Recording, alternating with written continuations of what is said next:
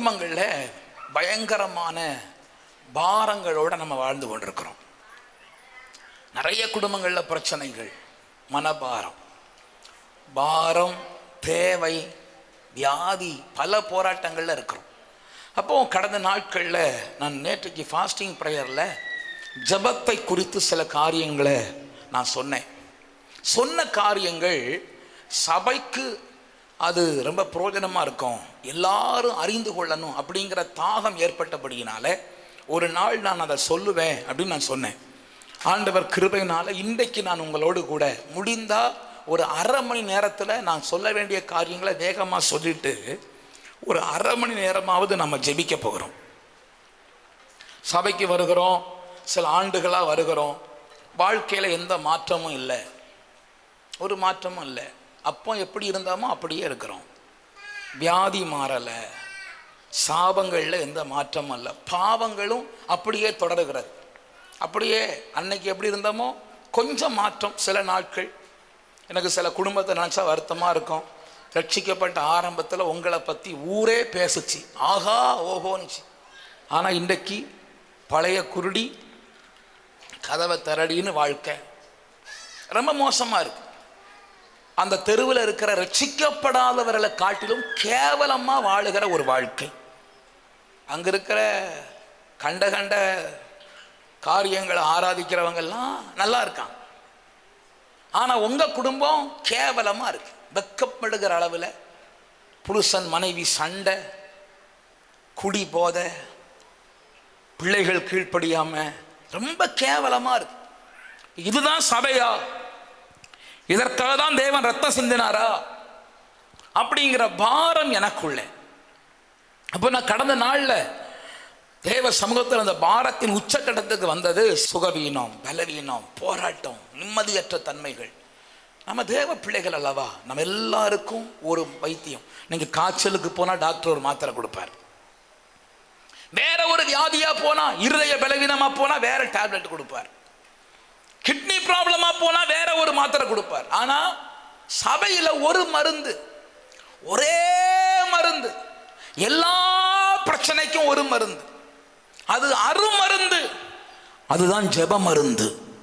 ஜெபம். Prayer is the only solution for all problems. எல்லா பிரச்சனைக்கும் ஜெபம் ஒரே மருந்து. குடும்பத்தில் நிம்மதி இல்லையா? ஜெபம். வியாதியா? ஜெபம். கடன் பாரமா? ஜெபம். எல்லா பிரச்சனைக்கும் ஜெபம் தான் ஒன்லி சொல்யூஷன். உலகத்தில் ஒவ்வொன்றுக்கும் ஒவ்வொரு சொல்யூஷன் உண்டு. ஆனால் ஸ்பிரிச்சுவல் வேர்ல்டில் எல்லா பிரச்சனைக்கும் ஜெபம் தான் சொல்யூஷன். அப்போ இந்த ஜெபத்தை கர்த்தருடைய பிள்ளைகள் செய்கிறாங்களா? நான் சாமியை கும்பிடுறேன், அந்த சாமி கும்பிட்றது ஜெபம் கிடையாது. நான் ரோட்டில் போகும்போதெல்லாம் சிலுவையை பார்த்தா கும்பிடுவேன், அது ஜெபம் கிடையாது. That is not prayer. What is real prayer? எது ஜெபம்? ஜெபம் பண்ணும்போது ஒரு தேவ பிள்ளையினுடைய மன ஆழமை எப்படி இருக்கணும் அப்படிங்கிறத கொஞ்சம் உங்களோட நான் பேச போறேன். ஏன்னா நம்ம பிரச்சனைக்கு சொல்யூஷன் ஜெபம், நம்ம பிரச்சனைக்கு மருந்து ஜெபம். அதான் நிறைய பேர் ஜெபம் பண்றோம். இயேசுவே எனக்கு ரொம்ப உமக்கு ஒரு தோத்திரம், எனக்கு ரொம்ப ஆத்திரம். ஆமென். உமக்கு ஒரு தோத்திரம், எனக்கு ரொம்ப ஆத்திரம். ஆமென். பைபிள் வாசிக்கிறேன் பாஸ். எங்க வாசித்திய?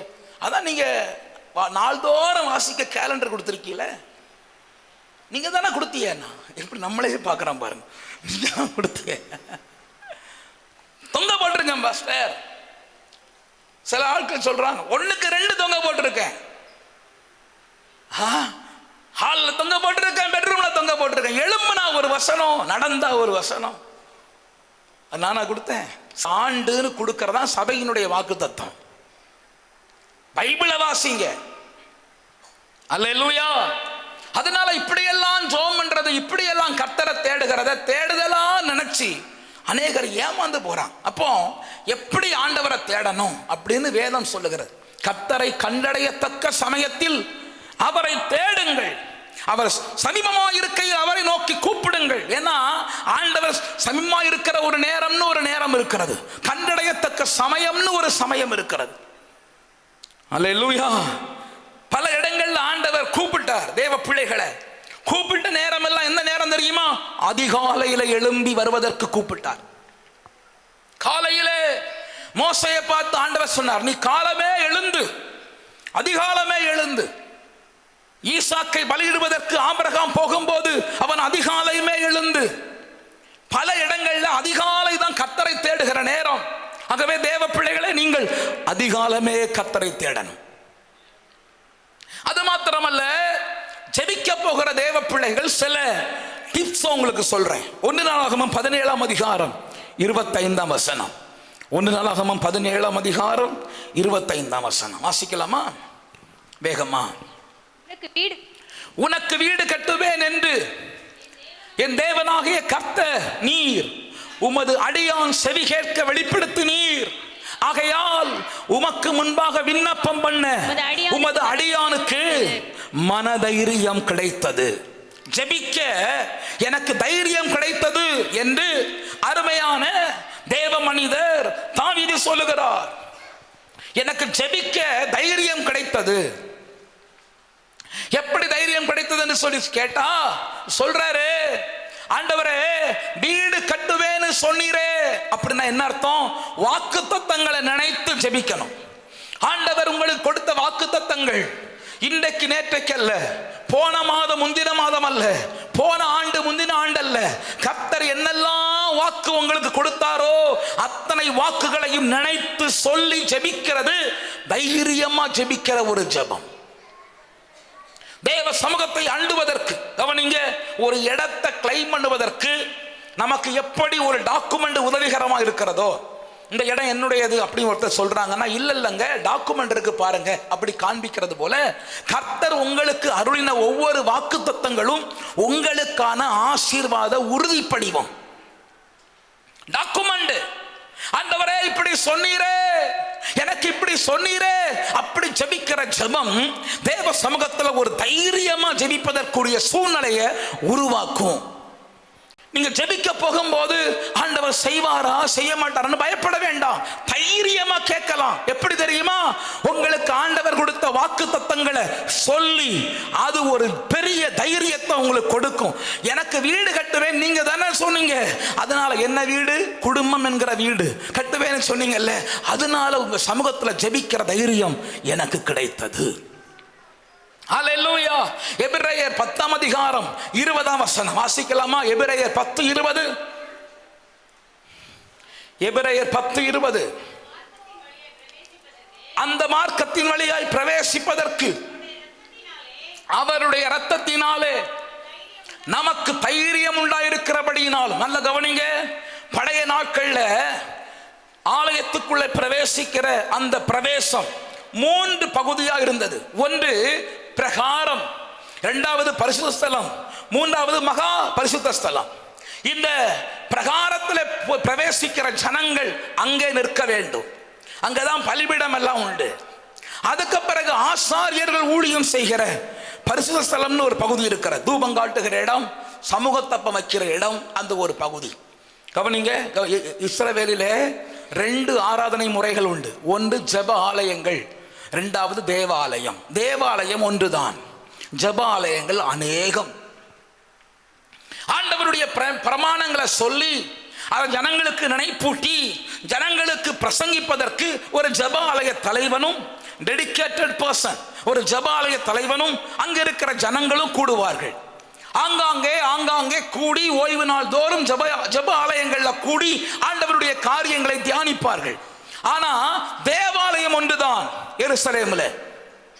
ஒரு ஆண்டுக்கு ஒரு முறையாவது ஒரு தேவப்பிள்ளை தேவாலயத்துக்கு போகணுங்கிற ஒரு முறை இருந்தது. அந்த தேவாலயத்துக்கு போகிற நேரத்தில் 3வது பகுதியா இருக்கிற மகா பரிசுத்த ஸ்தலத்துக்குள்ள எல்லாரும் வர முடியாது, ஒரே ஒரு ஆள் மாத்திரம் வரலாம். அவர் யாரு? பிரதான ஆசாரியன். ஒரு ஆள் வரலாம். அவரும் வரும்போது சும்மா வர முடியாது, அவருடைய கையில ஒரு ரத்தம் ஏந்தி இருக்கணும்.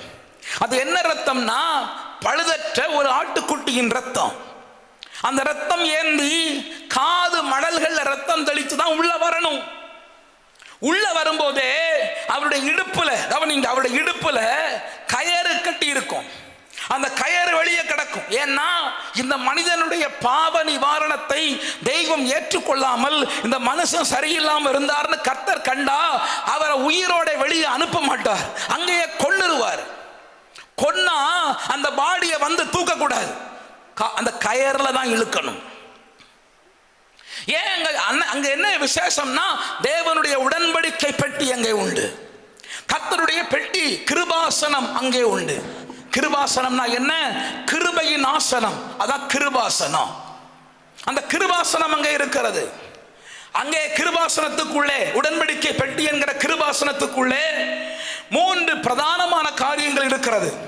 ஒன்று, தேவன் மோசேக்கு அருளிய 10 கட்டளைகள் 2 கற்பலகைகளில் எழுதப்பட்ட அந்த 10 கட்டளைகள் உள்ளே இருக்கிறது.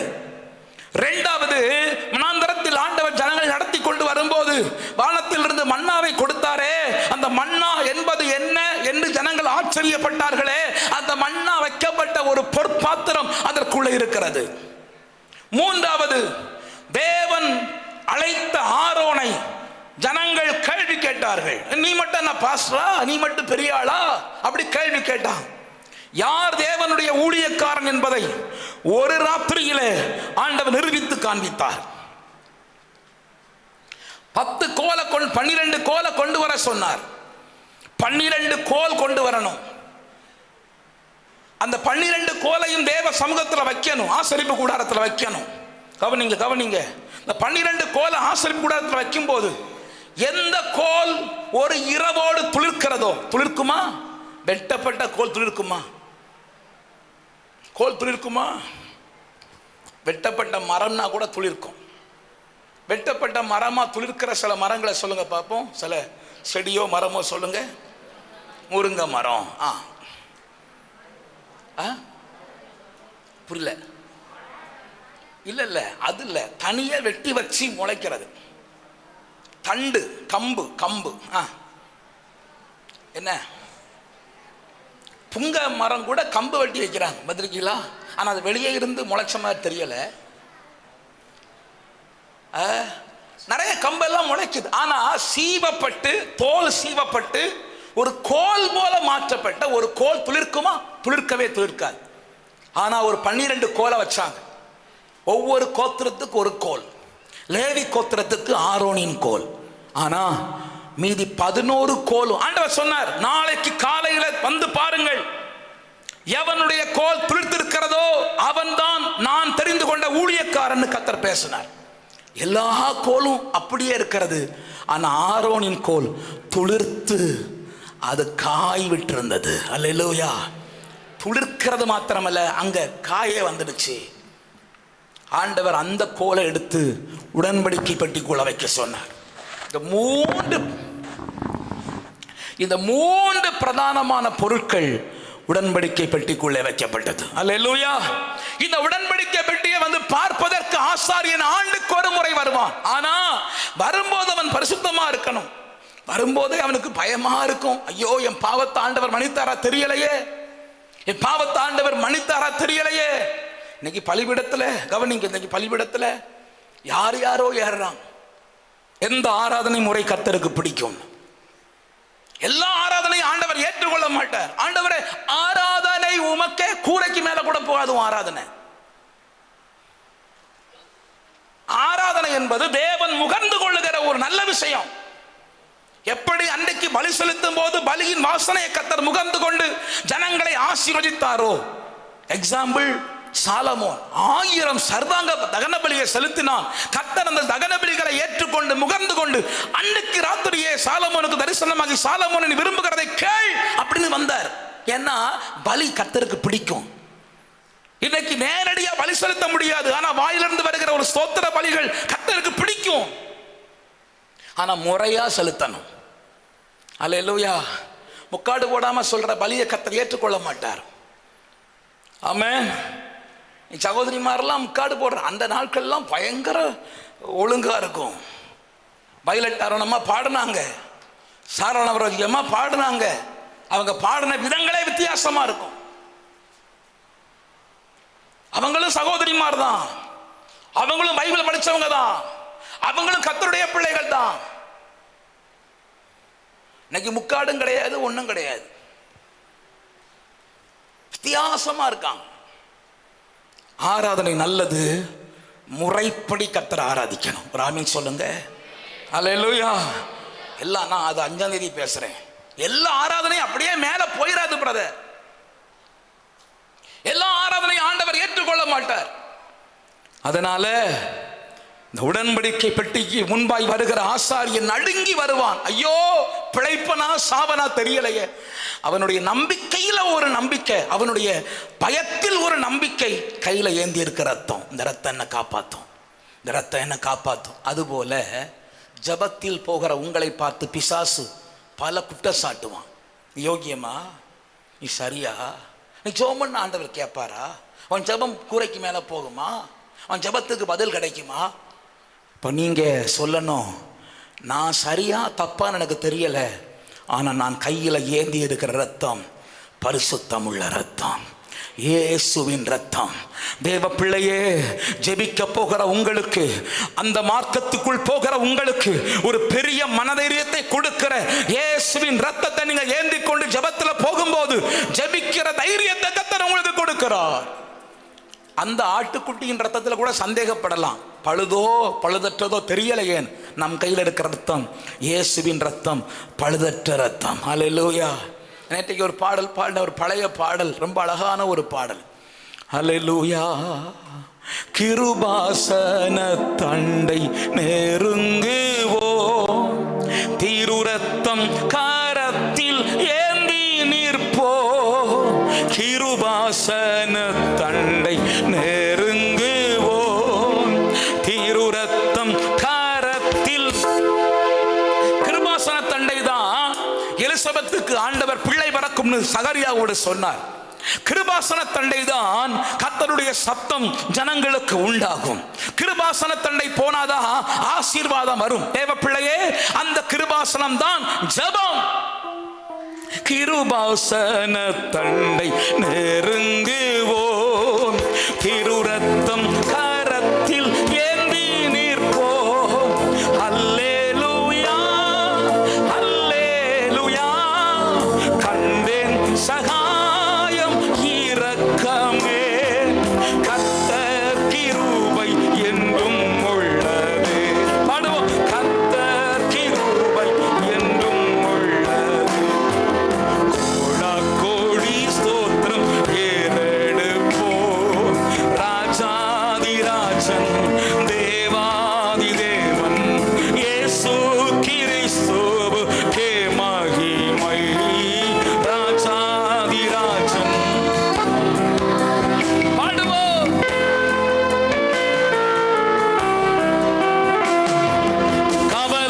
கவலைப்படாதீர்கள் என்று உரைத்து, காட்டு புஷ்பத்தை உடுத்துவித்தீர்.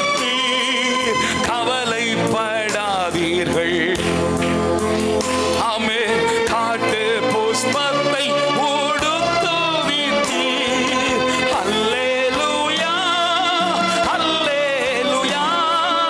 ஆடை ஆகாரம் தேவை எல்லாம் அந்தன்று தந்தம்மை ஆதரித்து, அந்தன்று தந்தம்மை. கோடா கோடி ஸ்தோத்திரம் ஏறெடுப்போம். ராஜாதி ராஜன், இயேசு கிறிஸ்துவுக்கே மகிமை. அல்லேலூயா. சரி, அப்போ கிருபாசனத்தை நெருங்குவதற்கு கையில ரத்தத்தை ஏந்தி நிற்கிறோம். இயேசுவின் ரத்தம். அந்த தைரியத்தில் நாம உள்ள ஜெபிக்க போகிறோம். அல்லேலூயா. ஜெபிக்க போகும்போது இயேசுவின் ரத்தத்தால கழுவப்பட்டு இயேசுவின் ரத்தத்தை சார்ந்து கர்த்தருடைய பிள்ளைகள் போகும்போது, ஆண்டவரே நான் பரிசுத்தம் இல்லை, என்னிடத்தில் 1000 குறைகள் இருந்தாலும். நான் ஒரு சம்பவத்தை உங்களுக்கு அடிக்கடி சொல்லியிருக்கிறேன். மார்ட்டின் லூத்தர் ஒரு முறை ஜெபிக்க போகும்போது பிசாசு அவரை பார்த்து சொன்னான், நீ ஜெபிக்கிற ஜெபம் கேட்கப்படாது. ஏன் அப்படி மார்ட்டின் லூத்தர் கேட்டார். பிசாசு சொன்னா, இங்க பாரு, நீ ஏராளம் பாவம் செய்திருக்கிறான், உன் வாழ்க்கையில நிறைய குறைகள் இருக்கு. 1 2 3 4 அப்படி அப்படி. உடனே சொன்னா மார்ட்டின் லூத்தர் சொன்னார், ஒண்ணு பண்ணு, என் வாழ்க்கையில உள்ள குறையெல்லாம் எழுது அப்படின்னார். உடனே பிசாசு நம்பர் போட்டு எழுதுனா. அவருடைய டேபிள்ல ஒரு ரெட் கலர் பென்னும் ஒரு இங்கு பாட்டிலும் இருந்தது. அந்த ரெட் கலர் இங்க் அதன் மேல ஊற்றி அவர் கையில் இருக்கிற பேனாவால அந்த அந்த அந்த லிஸ்ட கிறுக்கி cancelled by the blood of Jesus என்று எழுதி விட்டார். இயேசுவின் ரத்தத்தினால் இது நிராகரிக்கப்பட்டு விட்டது. அங்க இருந்த பிசாசு ஓடிய போயிட்டான். தேவ பிள்ளையே, நீங்கள் நானும் ஏந்தி இருக்க ரத்தம் இயேசுவின் பரிசுத்த ரத்தம். அது ஜெபிக்க உங்களுக்கு தைரியம் கொடுக்கிறது. நீங்க தேவ சமூகத்தில் போவதற்குரிய தைரியத்தை கொடுக்கிறது. நீங்க சோர்ந்து போக வேண்டாம். ஆண்டவர் சமூகத்தில் போவதற்கு நமக்கு ஒரு பெரிய மனதைரியம் இயேசுவின் ரத்தம் கொடுக்கிறது. அல்லேலூயா, ஆமென் சொல்லுங்க, சத்தமா சொல்லுங்க. இயேசுவின் சமூகத்தில் போவதற்கு நமக்கு இயேசுவின் ரத்தம் பெரிய பலனாய் இருக்கிறது. ஹல்லேலூயா. அது மாத்திரமல்ல, 1 யோவான் 5ஆம் அதிகாரம் 14ஆம் வசனம். 1 யோவான், வேக வேகமா நான் வாசிக்க விரும்புகிறேன். நாம் எதையாகிலும் அவருடைய சித்தத்தின்படி கேட்டால் அவர் நமக்கு செவி கொடுக்கிறார் என்பதே அவரை பற்றி நாம் கொண்டிருக்கிற தைரியம். ஜெபிக்க போகும்போது என்ன தைரியத்தில் ஜெபம் பண்றீங்க? நான் கேட்கிற தெய்வம் கொடுக்கிற தெய்வம். அல்லேலூயா சொல்லுங்க எல்லாரும், கொடுக்கிற தெய்வம். சத்தமா சொல்லுங்க, ஆண்டவர் கொடுக்கிற தெய்வம். நீங்க ஏன் ஜெபம் பண்ண போறீங்க? இல்லைங்க, நான் கேட்கிற தெய்வம் கொடுக்கிற தெய்வம். எல்லாரும் சொல்லுங்க சத்தமா, என்ன தெய்வம்? கொடுக்கிற தெய்வங்கிறதுல ஒரு சிக்கல் வச்சிருக்காரு பாத்தீங்களா? அதான் எதையாகிலும் அவருடைய சித்தத்தின்படி கேட்டால், எல்லாம் கேட்கலாம், சித்தத்தின்படி கேட்கலாம். அப்ப ஆண்டவர் கொடுக்கிறாரா?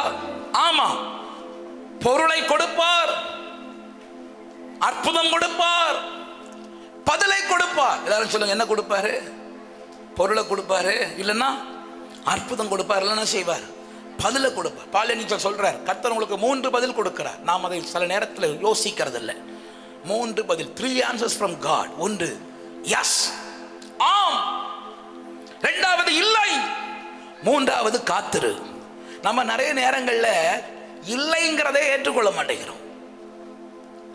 இல்லைங்கிறதும் பதில் தான். அல்லேலூயா.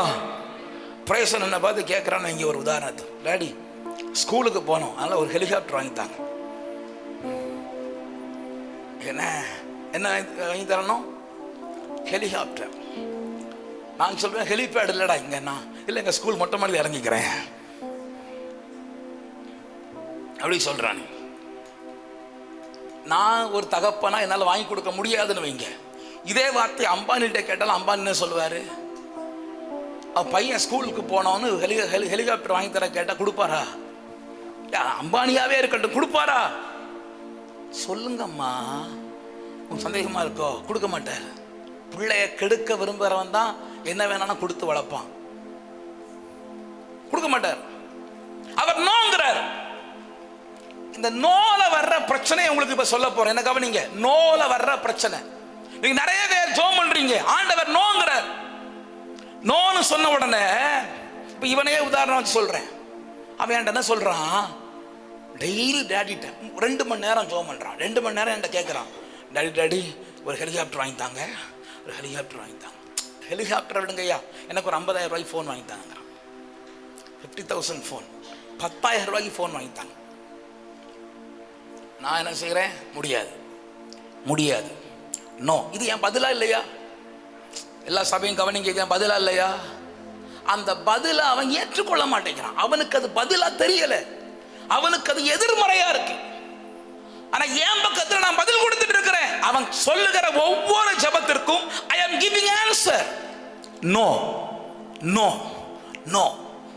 ஆனா அந்த பதில அவன் பதிலா ஏற்றுக்கொள்ளாதபடியினால் திரும்ப திரும்ப ஜெபம் பண்றான். இதனுடைய விளைவு என்ன தெரியுமா? தேவனை குறித்த வெறுப்பை அவனுக்குள்ள ஏற்படுத்தும். இப்ப என்ன நேசிப்பானா வெறுப்பானா? சொல்லுங்க. நிறைய விசுவாசிகள் தப்பான காரியங்களுக்கு ஜெபம் பண்ணி கர்த்தர் கொடுக்காம நோ நோ நோ சொன்ன உடனே அவங்க உடனே வருத்தப்பட்டு, ஆண்டவர் பதிலே கொடுக்க மாட்டேங்கிறாரு, ஆண்டவர் என் ஜெபத்தை கேட்க மாட்டேங்கிறாரு. அவர் கேட்டது உனக்கு கேட்கல. சொல்லுங்க, அவர் கேட்டது உனக்கு கேட்கல. பக்கத்து கைப்பிடி சொல்லுங்க, அவர் கேட்டுட்டார், சொல்லிட்டார், உனக்கு கேட்கல. நல்ல பக்கத்தை கைப்பிடிச்சு புத்தி வர்ற மாதிரி சொல்லுங்க, அவர் கேட்டுட்டார், பதில் கொடுத்துட்டார், உனக்கு கேட்கல. அல்லேலூயா. உடனே கவனிங்க கவனிங்க கவனிங்க, இதோட நிக்காது. இன்னொரு பிரதர் ஜெபம் பண்ண சொல்றார். இந்த பிரதர்ட்ட, யாரு, என் பையன்ட்ட இன்னொரு பிரதர் ஆண்டவர்கிட்ட கேட்கணும்.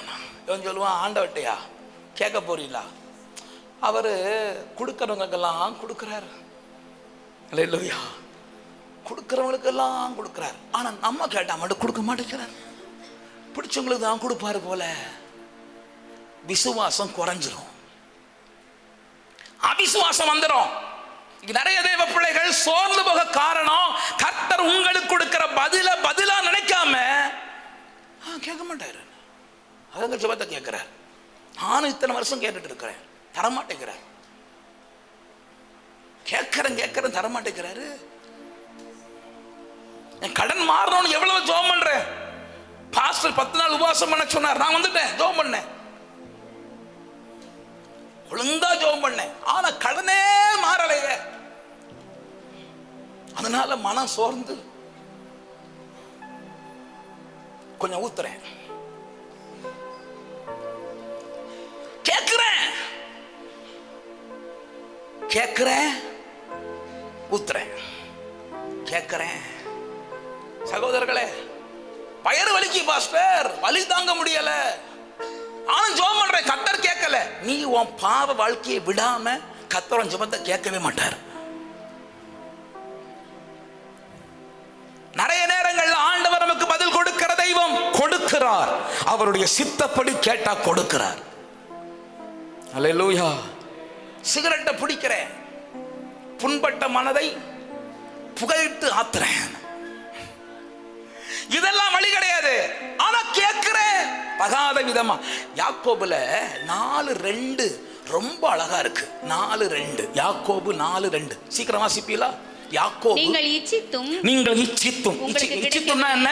ஆசைப்பட்டும் உங்களுக்கு கிடைக்கவில்லை, நீங்கள் கொலை செய்தும் பொறாமை உள்ளவர்களாய் இருந்தும், யார கொன்னாவது பிடிங்கிறணும் அப்படி இருந்தும், பொறாமை உள்ளவங்களா இருந்தும், அவங்களுக்கு கிடைக்குது, சபைக்கு வர்ற எல்லாருக்கும் அற்புதம் நடக்குது, எனக்கு மட்டும் ஏசுனா செய்ய மாட்டேங்கிறாரு, அப்படி இருந்தும் அடையாமற் போகிறீர்கள். நீங்கள் சண்டை யுத்தமும் பண்ணியும், அதனால கோபத்துல வெறுப்புல எல்லாரும் சண்டை போடுறீங்க, சண்டை யுத்தம் பண்ணியும் நீங்கள் விண்ணப்பம் பண்ணாதிருக்கிறதுனாலேயே சித்திக்கிறதில்லை, கிடைக்க மாட்டேங்குது. சித்தித்தல் என்ன அர்த்தம்? கைகூடுதல். சித்திக்கிறது இல்லை என்ன அர்த்தம்? கைகூடுகிறது இல்லை. அடுத்து வாசிப்போம். நீங்கள் விண்ணப்பம் பண்ணியும் உங்கள் இச்சைகளை நிறைவேற்றும்படி செலவழிக்க வேண்டும் என்று தகாத விதமாய் விண்ணப்பம் பண்றீங்க. ஆனா தகாத ஜெபம் பண்றீங்க, அதனால பெற்றுக்கொள்ளாமல் இருக்கிறீர்கள். ஒரு கூட்டம் ஜெபம் பண்ண மாட்டேங்குது, ஒரு கூட்டம் ஜெபம் பண்றாங்க. ஆண்டவரே, எனக்கு விரோதமா எழும்பின அந்த பக்கத்து வீட்டுக்காரிய கொல்லும் ஆண்டவரே, அடியும், அவ ஆஸ்பத்திரியில 10 நாள் கிடக்கிறத நான் பார்க்கணும் ஆண்டவரே. ஆண்டவர் கேட்பாரா? அல்லேலூயா. தகாத விண்ணப்பங்களை கர்த்தர் கேட்கவே மாட்டார்.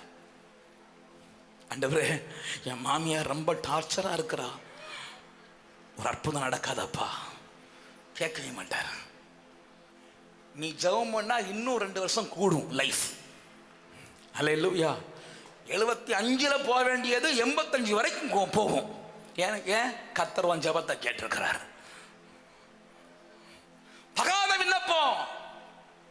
தகாத விண்ணப்பத்தை ஆண்டவர் கேட்க மாட்டார். ஆனா தகுந்த விண்ணப்பத்தை ஆண்டவர் கேட்கிறார். ஜெபம் கேட்கிற தெய்வம். அல்லேலூயா. சரி, லூக்கா 11ஆம் அதிகாரம் 11ஆம் வசனம் வேகமா வாசித்துட்டு விட்டுருவோம். லூக்கா 11:11. உங்கள் தகப்பனாயிருக்கிற ஒருவனிடத்தில், நான் தெளிவா சொல்லிடுறேன், வாசிங்க சிஸ்டர், வாசிங்க. மகன் அப்பம் கேட்டால் அவனுக்கு கல்லை கொடுப்பானோ? மீனை கொட்டால் அதற்கு மீனுக்கு பதிலாக பாம்பை கொடுப்பானோ? நல்லதை கொடுக்கிற தெய்வம். பொல்லாதவர்களாகி நீங்கள் நல்லதை கொடுக்கும் போது ஆண்டவர் அப்படி செய்வாரானா? நம்முடைய ஆண்டவர் கேட்கிறதற்கு பாத்திரமானவர், கேட்கிறதை கேட்கிறவர், அவர் நல்லதை கொடுக்கிறவர். எல்லாரும் சொல்லுங்க, ஜெபம் பண்ணும் போது நல்லதை கொடுக்கிறார். ஹல்லேலூயா, நல்லதை கொடுக்கிறார், நல்லதை கொடுக்கிறார். நான் சொல்லட்டா, கேட்கிறதுல பெஸ்ட்டை கொடுப்பார், கேட்காதையும் சேர்த்து கொடுப்பார். சாலமோன் என்ன கேட்டான்? ஞானத்தை கேட்டான். கர்த்தர் என்ன கொடுத்தாரு? ஞானத்தை மட்டுமா கொடுத்தாரு? கேளாத ஐஸ்வர்யம், கேளாத ஃபேம், கேளாத புகழ் எல்லாம் சேர்த்து கொடுத்தார். ஹல்லேலூயா. தேவ பிள்ளைகளே, நீங்கள் கேட்கிறதை தருகிற தெய்வம் மாத்திரமல்ல, நீங்கள் கேளாத ஆசீர்வாதங்களையும் நினையாத நன்மைகளையும் தருகிறவர். ஆனா முறைப்படி கேட்கணும். முறைப்படி என்ன செய்யணும்? கேட்கணும், ஜெபிக்கணும். பக்கத்தில் கைப்பிடி சொல்லுங்க, ஜெபிக்கணும். நல்லா ஜோம் பண்ணணும். சாமி கும்பிட்ட மாதிரி ஜோம் பண்ணக்கூடாது, நேரம் எடுத்து ஜோம் பண்ணணும். பேதுரு பின்வாங்கி போனான். அவன் போய் சொன்னா, நான் மீன் பிடிக்க போறேன், யாராவது வர்றீங்களா? ஐயா, நாங்களும் வர்றோம், பிழைப்புக்கு வர்றோம்னு போயிட்டாங்க எல்லாரும். மீன் பிடிக்க போறாங்க. ராத்திரி ஃபுல்லா மீன் பிடிக்கிறாங்க, ஒரு மீன் கிடைக்கல. காலையில கர்த்தர் கரையில வந்து கேட்கிறார், பிள்ளைகளே புசிக்கிறதுக்கு ஏதாவது உண்டா? ஒன்றுமில்லைங்கிறான், ஒன்றுமில்லை. ஆனா கர்த்தர் சொன்ன வார்த்தையின்படியே வலைய போட்டாங்க. நிறைய வலை கிழிகிற அளவுக்கு மீன்கள் கிடைச்சிச்சு. கரைக்கு வந்தா கிடைச்ச மீனை சுத்தம் பண்ணி சாப்பிட்ற வரைக்கும், ஏன்னா அவங்க ஏற்கனவே பசியோட தான் போயிருக்காங்க, பசியினால தான் போயிருக்காங்க, அது வரைக்கும் பொறுக்க மாட்டாங்க. கர்த்தர் அவர்கள் அறிவை, தேவையை அறிந்து கரையிலேயே அவர் சுட சுட மீனை வச்சிருந்தார். இது எங்க பிடிச்சாரு? எங்க பிடிச்சார்? அவர் சொல்ல ஆகும், அவர் கட்டளையிட நிற்கும். நீ வலையை கொண்டு தான் மீன் பிடிக்கணும், கர்த்தர் கரையிலிருந்தே கூட்டு வருவார் மீனை. அல்லேலூயா. அவர் சிறந்ததை கொடுப்பவர். அல்லேலூயா. வாக்கு தந்தவர் சிறந்தவர், சிறந்ததை தருபவர், ஏமாற்றங்கள் இல்லையே. வாக்கு தந்தவர். நீங்க தைரியமா ஜெபிக்கலாம். ஏன் தெரியுமா? அவர் சொன்னதை செய்கிறவர் மாத்திரமல்ல, சில நேரங்களில் சிறந்ததை தருகிற தெய்வம். வாக்கு தந்தவர் சிறந்தவர், சிறந்ததை தருபவர், ஏமாற்றங்கள் இல்லையே. இப்படி சொன்னாரே, இப்படி நடக்குதே. வாக்கு தந்தவர் சிறந்தவர், சிறந்ததை தருபவர், ஏமாற்றங்கள் இல்லையே.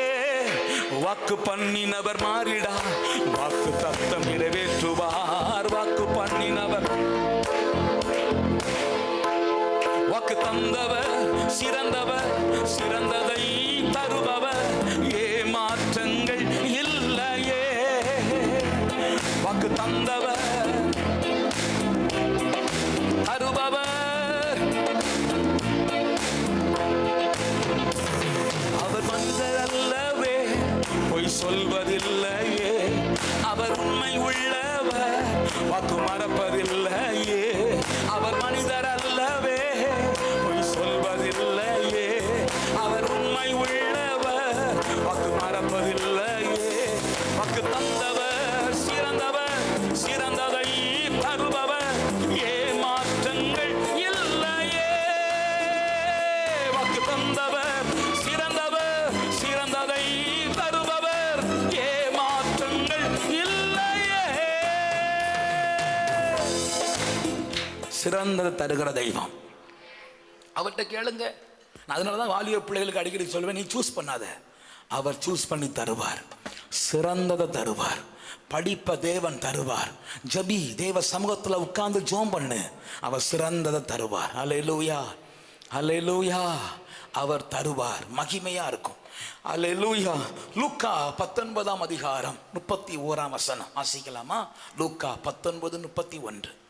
அதை ஏன் அவிழ்க்கிறீர்கள் என்று, அதை ஏன் அவிழ்க்கிறீர்கள் என்று யாராவது உங்களிடத்தில் கேட்டால், அது ஆண்டவருக்கு வேண்டும் என்று நீங்க ஜெபம் பண்ணும்போது ஒரு ட்ரிக் யூஸ் பண்ணணும்.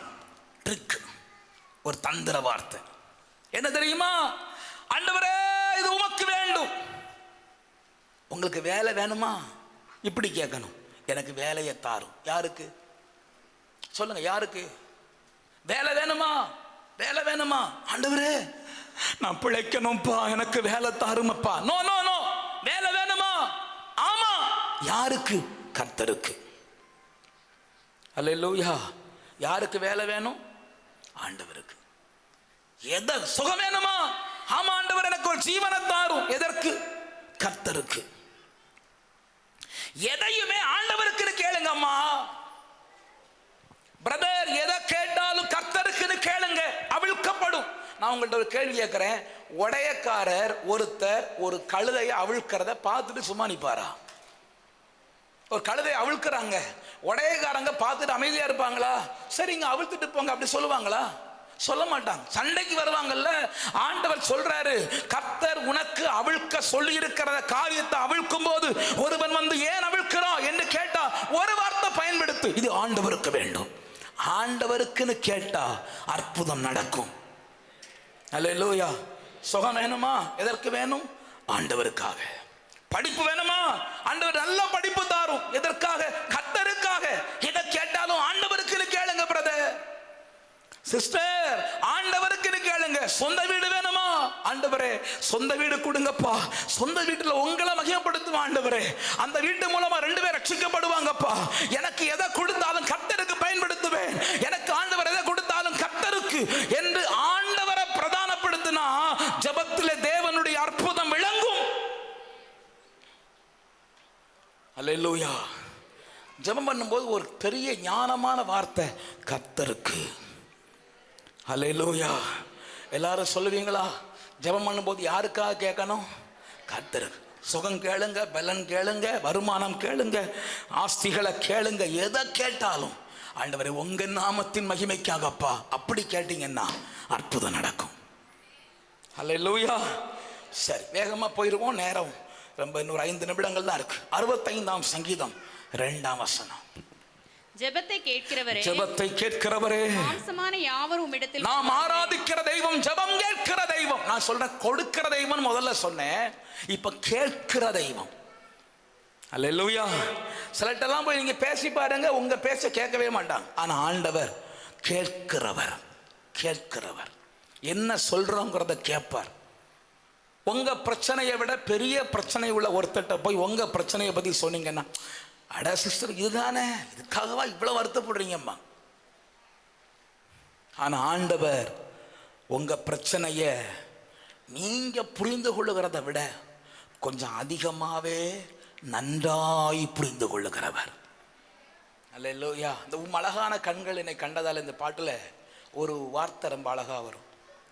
யாரும் அறியாத என்னை நன்றாய் அறிந்து, அந்த வார்த்தை மற்றவர்கள் அறிகிறதை விட நன்றாய் அறிகிற ஒரு தெய்வம். உங்களுக்கு கைவலி, தலைவலி உள்ள ஒருத்தர்கிட்ட போய் கைவலியை பத்தி பேசணும், அவங்க என்ன யோசிப்பாங்க? கண்ணே திற, கை தானே வலிக்கு, இப்படி பிடிச்சிக்கலாம், கண்ணை திறக்க முடியல, எப்படி நடக்கிறது அப்படிம்பா. தலைவலி உள்ள ஒருத்தர், தலையில கட்டி உள்ள ஒருத்தர்கிட்ட போய் தலை வலிக்கு பாருங்க, ஏமா அவனுக்கு தலைதான வலிக்க, தலைக்குள்ள கட்டியே இருக்குமா. அவங்களுக்கு அவங்க பிரச்சனை, அவங்களுக்கு கேட்க ஆள் இல்லை, அவங்க பிரச்சனையை புரிந்து கொள்ள ஆள் இல்லை. நான் சொல்றேன், ஜெபத்துல நீங்க சொல்லுகிறத ஒரு தகப்பன் புரிந்து கொள்ளுகிறதை விட, ஒரு தாய் புரிந்து கொள்ளுகிறதை விட, ஒரு உடன்பிறப்புகள் புரிந்து கொள்ளுகிறதை விட, கட்டின புருஷன் புரிந்து கொள்ளுகிறதை விட, மனைவி புரிந்து கொள்ளுகிறதை விட நன்றாய் அறிகிற ஜெபத்தை கேட்கிற ஒரு தெய்வம் உங்களுக்கும் எனக்கும் இருக்கிறார். கரங்களை தட்டி கர்த்தருக்கு மகிமை செலுத்தும். நன்றாய் கேட்கிறவர். ஹல்லேலூயா. நன்றாய் கேட்கிற ஒரு தெய்வம். அதனால அந்த தெய்வத்தை ஆராதிப்பது ஒரு பெரிய சந்தோஷம். அந்த தெய்வத்திடத்துல ஜெபிப்பது ஒரு பெரிய மகிழ்ச்சி. தைரியமா இந்த பாருங்களேன், நம்ம கும்பிடுற சாமி, நம்ம ஆராதிக்கிற தெய்வம், நம்ம போகிற தெய்வம், நம்ம ஆராதிக்கிற ஆண்டவர் நமக்காய் ஜெபத்தை கேட்டு பதில் கொடுக்கிற தெய்வம். அதனால தைரியமா போங்க. 102ஆம் சங்கீதம் 16ஆம் வசனம். 102:16 வேகமா. ஹோலி ஸ்பிரிட். 102ஆம் சங்கீதம் 16. திக்கற்றவருடைய ஜெபத்தை அலட்சியம் பண்ணாமல் அவர்கள் விண்ணப்பத்தை அங்கீகரிப்பார். இது பாருங்க, ஜோமன்ற நீங்க யாராவது திக்கற்று இருந்தீங்கன்னா, ஹெல்ப்லெஸ் ஹோப்லெஸ் அப்படி இருந்தீங்கன்னா, உங்க ஜபத்தை தான் ஆண்டவர் முதல்ல எடுப்பார். என்ன கவனிங்க 10 ஃபைல் இருக்கு. 1 2 3 4 5 6 7 8 9 10 10 ஃபைல். நான் சில அம்மா என்ன கவனிங்கம்மா, உங்க ஜபத்தினுடைய மகிமையை சொல்றேன். ஆண்டவர் 10 ஃபைல் இருக்கு, 10 ஃபைலுக்கு பதில் கொடுக்கணும். ஆனா நீங்க திக்கற்ற, இப்படி சொல்றத தப்பா நினைக்காதுங்க, ஒரு விதவை, திக்கற்றவள், சிறுமையானவள், நீங்க ஆண்டவரே அழுது ஜெபம் பண்ணீங்கன்னா 10வது ஃபைலா இருக்கிறவங்க ஃபைல் ஃபர்ஸ்ட் ஃபைல்ல வந்துடும். நம்முடைய ஆண்டவர் திக்கற்றவர்களுடைய ஜெபத்திற்கு அதிக முக்கியம் கொடுக்கிற தெய்வம். சில நேரங்கள்ல சும்மா ஜெபம் பண்ணுங்க, சும்மா இருக்கும், மனம் உடைஞ்சி இன்னொருங்கி கண்ணீரோட, ஐயா எனக்கு புருஷன் இருந்தும் இல்லாதது போல என் குடும்ப சூழ்நிலை நமக்கு தெரியும், நொறுங்கி ஜெபம் பண்ணி பாருங்க, 10வது ஃபைலா இருக்கிறவங்க ஃபைல் நம்பர் 1 வந்துடும். ஜெபத்துல உடைஞ்சிடுங்க. அன்னாள் சொன்ன ஒரு வார்த்தை, என் தேவனுக்கு முன்பாக இருதயத்தை ஊற்றிவிட்டேன், நொறுங்கிட்டேன். தேவ பிள்ளைகளை ஜெபிக்க போகும்போது நான் உங்களுக்கு சொல்ற டிப்ஸ் கவனிங்க. உடைஞ்சி ஜெபம் பண்ணணும். ஆண்டவரே வேற கதையே இல்லப்பா. அந்த உடைந்த ஜெபத்திற்கு பதில் சீக்கிரம் வரும். நார்மல் ஜெபத்திற்கு கிடைக்கிற பதிலை விட நொறுங்கின, திக்கற்ற, உதவியற்ற, ஒரு நம்பிக்கையற்ற, புலம்பி ஜெபிக்கிற ஜெபத்திற்கு உடனடியா பதில் வரும். உங்க ஜெபம் உடனடியா கேட்கப்படணுமா? ஒரு அறையில போங்க, கதவை மூடுங்க, இயேசுவேன்னு கதறுங்க, கர்த்தர் ஜெபத்திற்கு உடனே பதில் கொடுப்பார். ரோமர் 12ஆம் அதிகாரம் 12ஆம் வசனம் வாசிங்க. ரோமர் 12:12 வேகமா வாசிப்போமா? நம்பிக்கையிலே சந்தோஷமா இருங்கள், நம்பிக்கையிலே சந்தோஷமா இருங்கள், உபத்திரவத்திலே பொறுமையா இருங்கள், ஜெபத்திலே எப்படி இருங்கள்? உறுதியா. சிலர்லாம் ஜெபம் பண்ணுவோம், ஜெபம் பண்ணிட்டேன், எஸ் ஓகே ஜெபம் பண்ணிட்டேன். ஜெபம் பண்ணிட்டீங்களா? பாஸ்டர் காலையிலேயே ஜெபம் பண்ணிட்டேன் ஏசப்பாட்ட இந்த காரியத்துக்கா. ஆனா ஜெபித்து பார்த்து விட்டுறோம். உறுதியாய் தடுத்திருக்கிற ஒரு ஜெபம் இருக்கு பாருங்க. யாக்கோபு யாப்போக்கு ஆற்றங்கரையில் ஜெபிக்க போனான். ஒரு பெரிய பிரச்சனை, ஜெபம் பண்ண போனான்.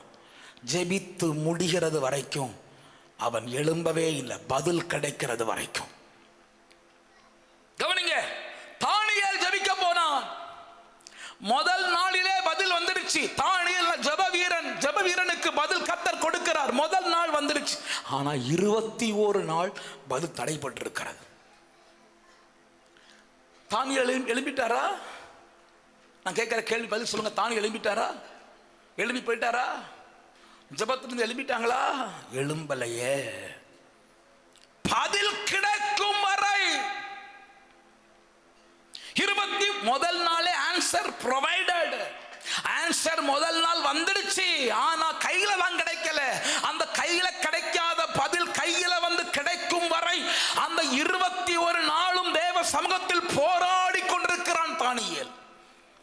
சபையில் விசுவாசிகளே, நீங்க ஜெபிக்கிறவங்க தான். அப்படி ஒரு ஜெபத்தை ஏறெடுப்பீங்களா? கிடைக்கும் வரை ஜெபம். பிள்ளைக்கு அட்மிஷன் கிடைக்கணுமா, கல்யாண காரியம் கைகூடி வரணுமா, வீடு கட்டணுமா, இடம் வாங்கணுமா, சில போராட்டங்களுக்கு பதில் கிடைக்கணுமா, கிடைக்கும்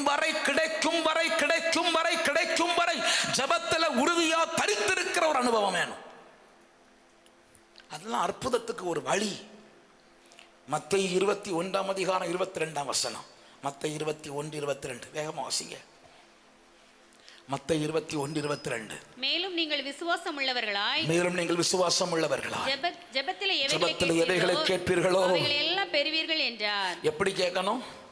விசுவாசம் உள்ளவர்களா. கர்த்தர் கொடுத்தா கொடுக்கட்டும் பார்க்கலாம், அப்படி கேட்காதுங்க. கர்த்தர் கொடுப்பார்னு கேளுங்க. எனக்கு ஆண்டவர் அற்புதம் செய்வார்னு கேளுங்க. கர்த்தருடைய பதில் எனக்கு உண்டாகும்னு கேளுங்க. தேவ இரக்கம் எனக்கு உண்டாகும்னு கேளுங்க. கர்த்தரால் நடக்கும்னு சொல்லி கேளுங்க. எதையும் செய்ய தேவனால் முடியும்னு விசுவாசத்தோட கேளுங்க. கர்த்தர் விசுவாசம் உள்ளவர்கள் ஜெபத்தை கனம் பண்ணுகிற தெய்வம். அல்லேலூயா, ஆமென், பிரைஸ் தி லார்ட். நல்லா கவனிங்க. ஜெபத்தை குறித்து சொல்லும்போது ஒரு சம்பவத்தை சொல்றேன். டாக்டர் பால்யாங்கிச்சோ கொரியாவில் ஜெபித்தாராம். விசுவாசமுள்ள ஜெபம். எப்படி விசுவாசமுள்ள ஜெபம்? குறிப்பான ஜெபம். ஜெபம் பண்ணாரா, ஆண்டவரே எனக்கு ஒரு சைக்கிள் தாரும், எனக்கு ஒரு சேர் தாரும், எனக்கு ஒரு மேஜை தாரும். I need a cycle, bicycle, chair and table. அப்படி ஜெபம் பண்ணாரா, தாரும். ரொம்ப நாளா ஜெபம் பண்றாரா, ஒரு மாசத்துக்கிட்ட ஆகுது, கர்த்தர் பதிலே கொடுக்கல. அல்ல கவனிங்க, என்ன கவனிங்க, என்ன கவனிங்க. அப்போ அவர் கேட்கிறாரு ஆண்டவர்கிட்ட, ஆண்டவரை நான் ஜெபம் பண்ணி பார்க்கிறேன், பதில் கொடுக்க மாட்டேங்கிறீங்களே. அப்ப ஆண்டவர் சொன்னாரா, நீ என்னன்னே என்கிட்ட கேட்கலையப்பா. எப்பா ஆண்டவரே, பைசைக்கிள் கேட்ட, சைக்கிள் கேட்டனா இல்லையா? ஆமா. சைக்கிள் கேட்ட, என்ன சைக்கிள் வேணும்னு கேட்கலையே, என்ன வம்பா போச்சு. ரெண்டாவது, டேபிள் வேணும்னு கேட்ட, எந்த மரத்துல வேணும்னு கேட்கலையே. மூணாவது, சேர் வேணும்னு கேட்ட, எந்த சேர் வேணும்னு கேட்கலையே. உடனே இவர் ஜெபத்தை மாத்தினாராம். என்ன கவனிங்க, ஆண்டவரே ஒரு அமெரிக்கன் ஸ்போர்ட்ஸ் சைக்கிள் வேணும். அன்னைக்கு அவருக்கு அது ஃபேமஸ் போல. அமெரிக்கன் ஸ்போர்ட்ஸ் சைக்கிள் வேணும் ஆண்டவரே. டியூக் உட்ல தேக்கு மரத்துல எனக்கு டேபிளும் சேரும் பைபிள் வாசிக்கிறதுக்கு வேணும் ஆண்டவரே அப்படின்னு சொல்லி ஜெபம் பண்ணாராம்.